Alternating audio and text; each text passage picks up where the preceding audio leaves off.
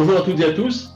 Très heureux de vous accueillir pour cette visio de présentation du projet associatif d'Atmo.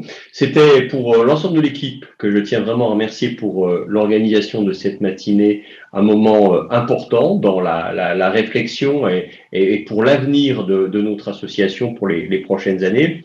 On le sait, le contexte actuel en matière de qualité de l'air évolue très rapidement, avec à la fois une demande sociale qui est de plus en plus forte, non seulement sur les polluants habituels, mais sur une extension dans le domaine de la santé, de la demande de ce que doivent faire les associations de surveillance de la qualité de l'air.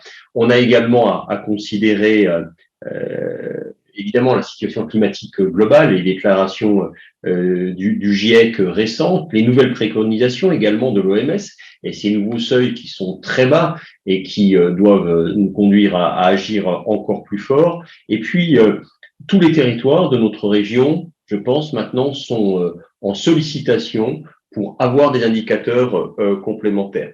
Alors, je tiens en premier lieu à souligner le travail qui a été effectué ces dernières années au titre du PRSQA, notamment tout ce qui a été fait autour de l'appréhension des enjeux de la transversalité avec l'accompagnement déjà des territoires dans leur bilan carbone, l'accompagnement du changement climatique dans les PCAET, le développement en partenariat de leur KE, les éléments également qui sont liés à la transformation numérique et à tout un travail sur les données en open data qui ont été agglomérées, le développement des nouvelles applications comme Air2Go ou Air Attitude, et puis un travail à travers des recherches de mécénat et d'innovation, la construction par exemple de réseaux de microcapteurs, d'un fonds de mécénat également qui est extrêmement important pour Atmo et son développement et le développement de ses missions.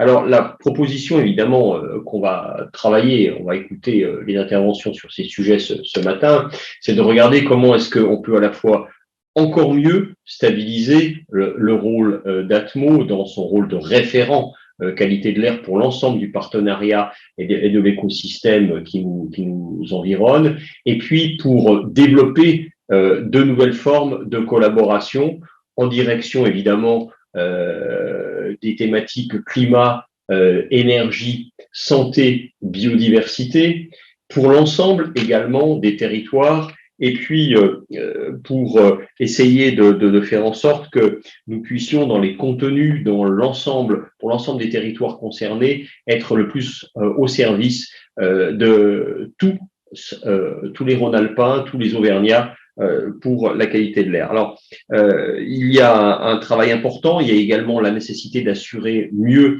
les financements. On sait que le modèle économique des ASQA est sans cesse re-questionné avec une baisse de la TGAP. Tout cela doit être considéré. Il faut qu'on aille au-delà de ces missions traditionnelles en assurant également une stabilité aux équipes dans les moyens de développement de ces missions. Voilà le projet associatif. En tout état de cause, il doit être porté à connaissance, travailler ensemble. C'est enthousiasmant. C'est un moment effectivement fort. On est un petit peu à la croisée des chemins avec ces développements, ces partenariats nouveaux, cette transversalité nouvelle également à établir avec les territoires et avec les institutionnels. Je vous remercie en tout cas de votre présence ce matin et bon travail à toutes et à tous.